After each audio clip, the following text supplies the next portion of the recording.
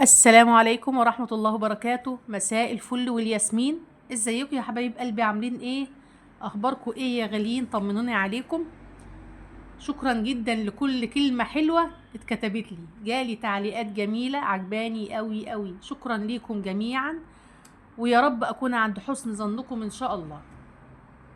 فيديو جديد عن الفلوس، إدارة المال. احنا بنتكلم في كتب وفي خبرات شخصية وفي تحويش. اللي هتكلم عنه النهاردة مش كتاب، مقالة الصحفي مكتوبة في جورنال، كلامها مظبوط 1,000,000%. المقالة باللغة الإنجليزية طبعا، دي الترجمة. عايزين نستفاد منها على قد ما نقدر ونطبقها على حياتنا على قد ما نقدر. بتقول ايه المقالة دي؟ الناس 3 أصناف من حيث التعامل مع الفلوس. في ناس، واللي هم معظم الناس 80% منهم، واحنا من ضمن الناس دي، هم اللي على قد حالهم. احنا ناس على قد حالها، ناس متوسطة الحال او اقل شوية، يا دوب ممشيين نفسنا بالمرتب وبس. لا نقدر نحوش ولا نقدر نستثمر. طبعا احنا كنا كده، بس احنا بدأنا نبقى واعيين شوية وبدأنا نحوش شوية. صح ولا غلط؟ ولا انتوا وقفتوا تحويش؟ نرجع للفيديو. الناس قسمها ل3 أصناف، 80% منهم متوسطي الحال أو أقل شوية. إحنا من ضمن الناس دي، يا دوب ممشيين نفسهم، ولا بيقدروا يحوشوا ولا بيقدروا يستثمروا ولا يقدروا يسافروا في حتة يرفعوا عن نفسهم. يا دوب اللي بيجي مكفي. صنف تاني، هم بيمثلوا تقريبا 15% من البشر. 15% من البشر دول بيتقال عليهم أغنياء، بيصرفوا كويس، بيحوشوا، بيستثمروا، وكمان بيقدروا ان هم يسافروا يرفهوا عن نفسهم، يشتروا موبايلات جديدة، يشتروا هدوم جديدة. الناس دي أغنياء ولا أثرياء؟ الناس دي أغنياء. ايه الفرق بين الغني والثري؟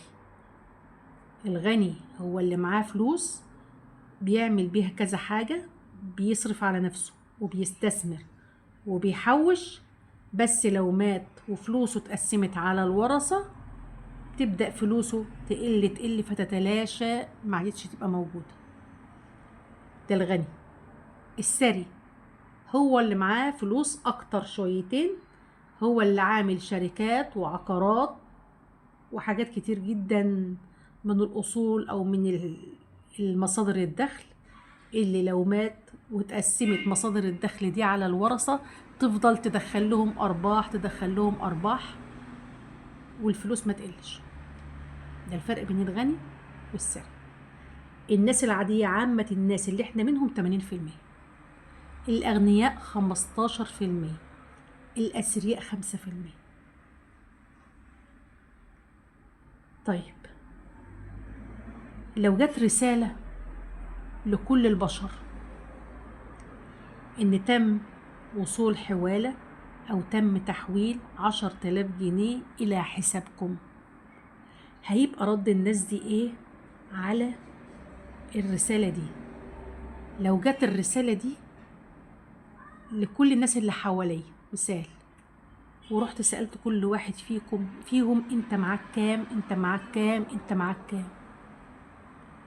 الصنف الأول اللي هو على قد حاله، اللي هو عامة الناس، وسألته معاك فلوس كام، هيقول لي معايا 10,000 جنيه، أنا لسه جاي لي حوالة ومعايا 10,000 جنيه.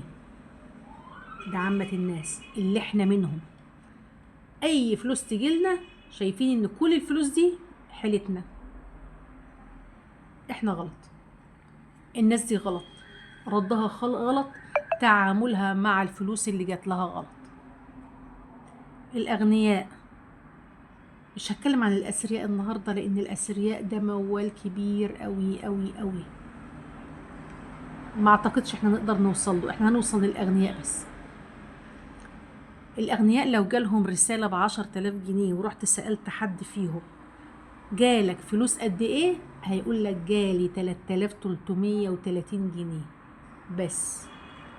ازاي ده؟ انا شايفة الرسالة بعيني ان جاي له 10,000 جنيه.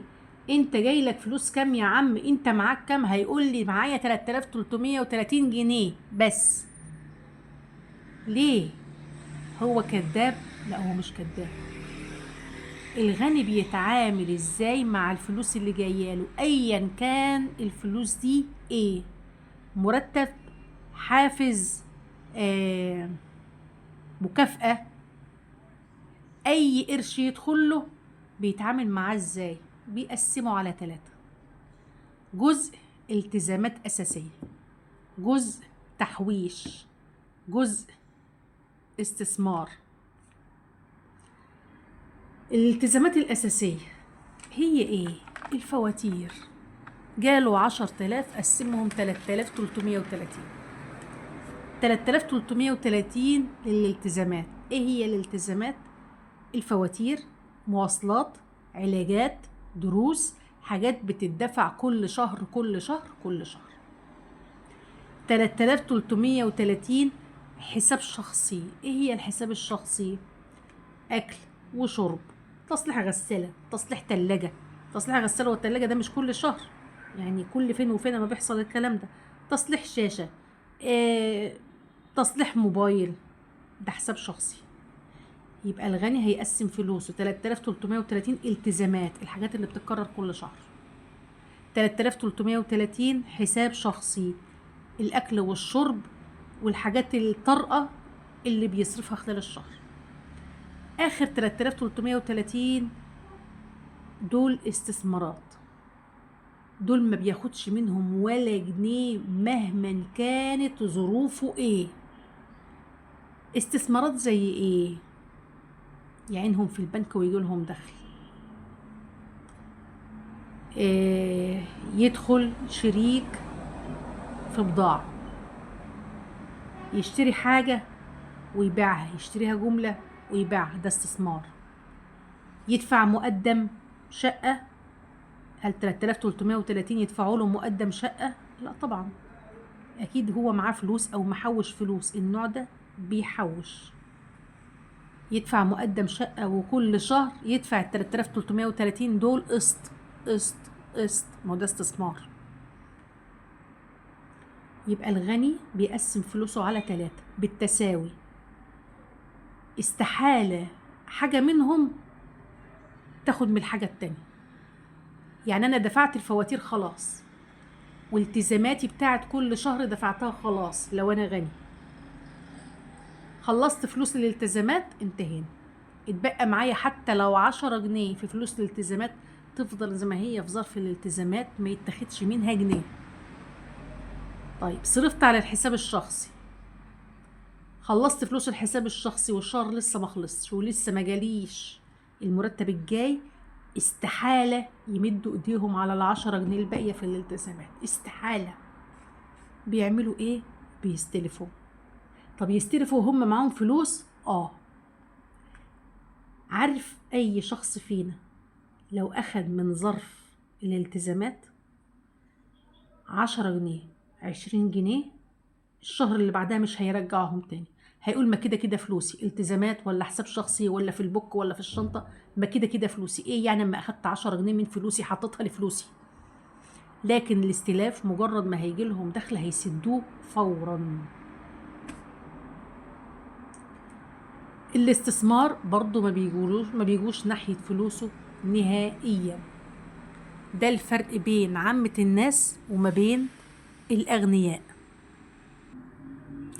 هل كل الكلام اللي قلناه ده مفيد لينا؟ طبعا يفيدنا جدا. من الآخر وخلاصة كل الكلام اللي اتقال ده، أي مبلغ، أي عائد يجيلك كل شهر يتقسم ل3: التزامات أساسية كل شهر، مبلغ يتحط في شنطتك أو في بوكك تصرفي منه خلال الشهر كله، تتشقلبي كده اهو ان الفلوس دي تكفي خلال الشهر اي طريقة. تالت مبلغ استثمار. لو رحت اشتريتي بريمة حلق، اشتريتي حلق مستعمل، خاتم مستعمل، لعبة ذهب، ده استثمار. طيب الناس اللي بتعمل كده هل بتلاقي فايدة من الطريقة دي؟ طبعا. ايه هي الفايدة؟ يعني لما اشتري بريمة حلق، ولا اشتري لعبة ذهب، ولا اشتري حلق مستعمل، ولا خاتم مستعمل، فين الاستثمار في كده؟ اما كده خلاص انتهينا. لا، ما انتهيناش. الموضوع محتاج صبر وطولة بال. لو عملت الكلام ده شهر واحد ابقى انا كده بقيت من الاغنياء؟ لا طبعا. الكلام ده بيتعمل او بيتشاف نتيجته بعد سنة واتنين وتلاتة. النهاردة ما معيش، بداية من المرتب الجاي هبدأ امشي اموري كده. فواتير قدها بالظبط، استثمار قدها بالظبط، مصاريف شخصية. الفواتير دفعت كل اللي عليا، لو اتبقى جنيه احوشه. المصاريف الشخصية دفعت كل اللي عليا، لو اتبقى جنيه احوشه، ما اتبقاش واحتجت استلف واسد من الفلوس اللي بعدها. الاستثمار لازم تشتري كل شهر حاجة تعينيها، مش كل شهر، كل شهرين. كل ما تكوني 2000 جنيه انزلي اشتري حتة ذهب وعينيها. مش صعب. طب الفلوس، يا دوب الفلوس مكفية المصاريف الشخصية، مانيش عارفة اعمل اي حاجة تانية. الالتزامات ما اثر فيها، مش عارف ان انا ادفع الفواتير كل شهر. الاستثمار مأثر فيه. اتشقلبي بأي طريقة، اعملي اي حاجة تزودي دخلك. لو حابين نعمل فيديو اتكلم فيه انا شخصيا بحاول ازود دخلي ازاي بكل صراحة ووضوح، طبعا هقول انا شخصيا بحاول ازود دخلي ازاي. زودي دخلك بأي طريقة، شوفي انت متمكنة من ايه وتقدري تعمليه ويجيب فلوس واعمليه. حاولت ان انا اترجم مقالة مفيدة بالنسبة لتعامل الناس مع الفلوس، تفهمي منها تعملي ايه، توصلي ازاي لمرحلة الاغنياء، تتخطي مرحلة الناس اللي على قد حالهم، مش عشانك، عشان ولادك وولاد ولادك. اشوفكم الفيديو الجاي. مع السلامة يا حبايبي.